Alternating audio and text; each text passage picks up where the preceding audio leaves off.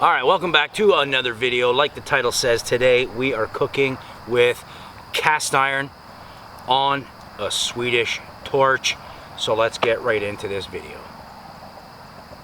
What we're gonna do is I'm gonna cook up some nachos in a Dutch oven, and I'm gonna do that on a Swedish torch. As you can see, I already have one going here, okay? I lit this one up a little bit earlier because I wanted to make sure that it was going to catch, make sure that the wood was dry enough that it was going to work. And it's pumping out a crazy amount of heat, which is good, so we're good to go on that. I'll show you how I made this Swedish torch. I made a video a while back. I did a Swedish torch when I was camping in an ice fishing tent at minus 25 degrees Celsius. And the way I did that one was the piece of wood was split into several pieces, and then you notch out a little bit of it, and then I used some wire to wrap it back up. That way it had a hollow section. I'll put a link to that video at the end. You can just click on it and you can check out the Swedish torch that I did in that video, which works amazing. All of the heat is confined to just that opening at the top that allows it to just come out into one spot. It's really windy today, so I'm not gonna make a fire because I wanna have a little bit more controlled heat, and this is something that is super easy to make. It works really well, and you can prepare one of these before you go camping and give it a shot. There is, you can see there is a hole in the top, and there's a hole on the front. There's the port, and there's a couple of ways to do this. You can do this with an auger. So you can get a hand auger, which goes in, take a piece of dowel or your stick, put it in, and then crank it, right? So you can use one of these. It's a lot of work depending on the type of wood. If you want to make it a little bit easier, just do it with a drill bit.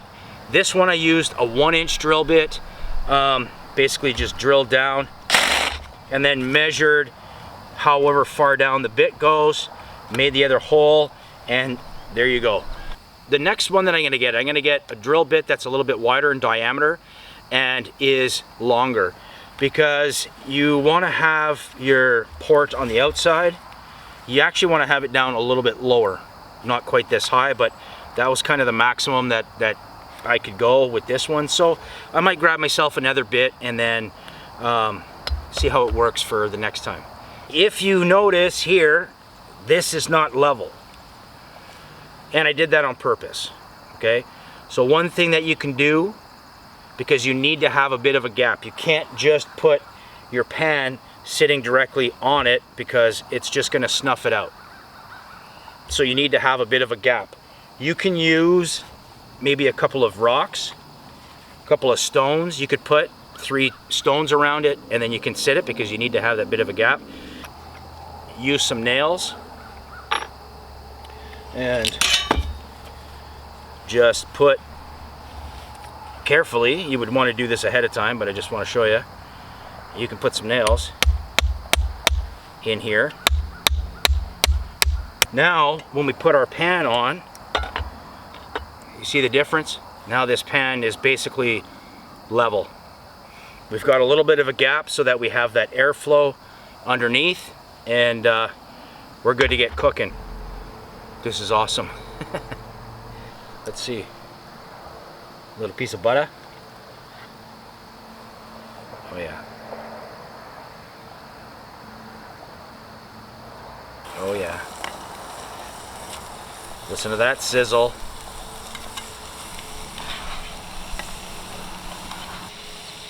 All right, we'll let this do its thing, and then we'll get back to you.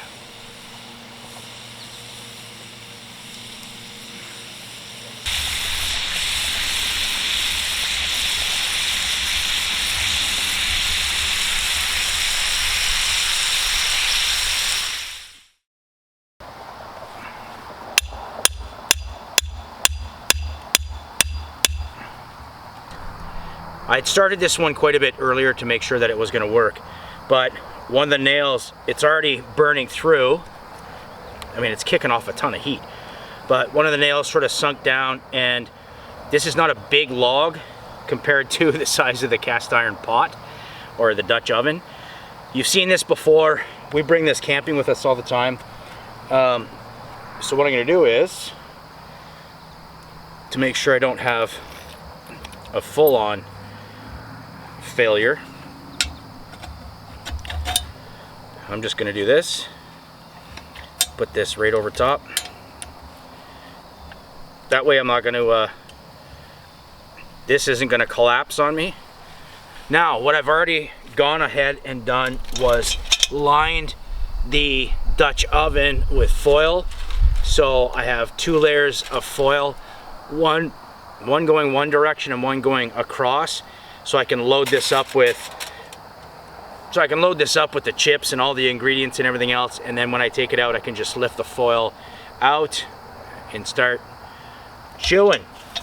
Now, in the meantime, I want the lid to heat up. So the way a Dutch oven works, it's an oven. You shouldn't put it directly in the fire. It's going to be too hot. So you're going to have some issues there. Typically what you do is you either sit it on a small bed of coals or you raise it up. You can use tent pegs like I did with the nails. Raise it up. That way you can control the coals underneath. And then you also put some coals on the lid because you want the heat to come down as well as from the bottom and the sides. That's what gives it that true oven effect. So I'm going to let this heat up while we put together our nachos. Can't believe how much earlier it's starting to get dark.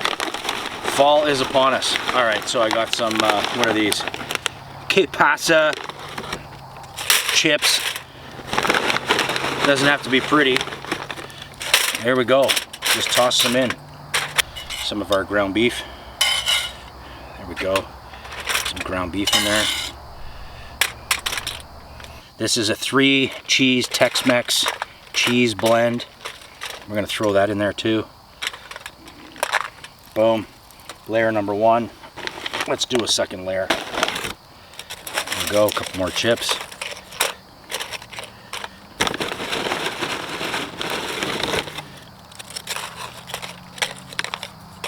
Just like that. There we go. Spread those around. Some more onion, some more red pepper. Ooh. I mean, I can smell the spices from the beef and then the cut onion and the peppers, and it's not even warmed up yet. And then, don't be shy on the cheese, folks.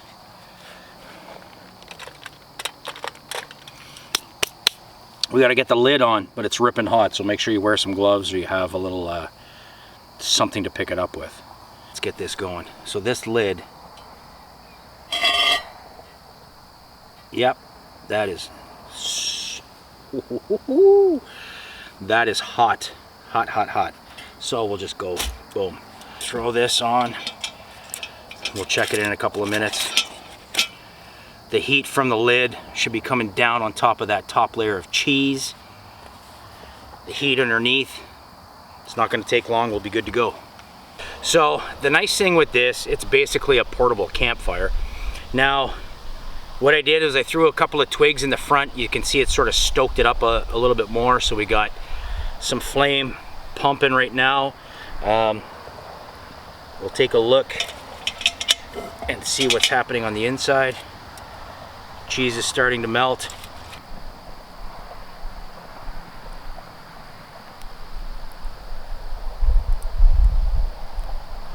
Look at this. Oh, look at all that melty goodness.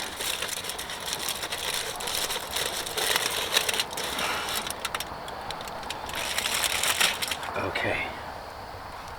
I like a little bit of sour cream, a little bit of guac with my nachos. Have a look at that. Smells delicious. I'm gonna dive into these. So there you go. Thanks for watching. I hope you enjoyed this video. This is really easy to make. Make yourself a Swedish torch and try it out. Get yourself some cast iron to do some cooking. It's the best way to cook when you're camping. Nice thing is it's like a little portable kind of campfire, and I don't know what else to tell you. So let's see what we got going on here. Oh yeah.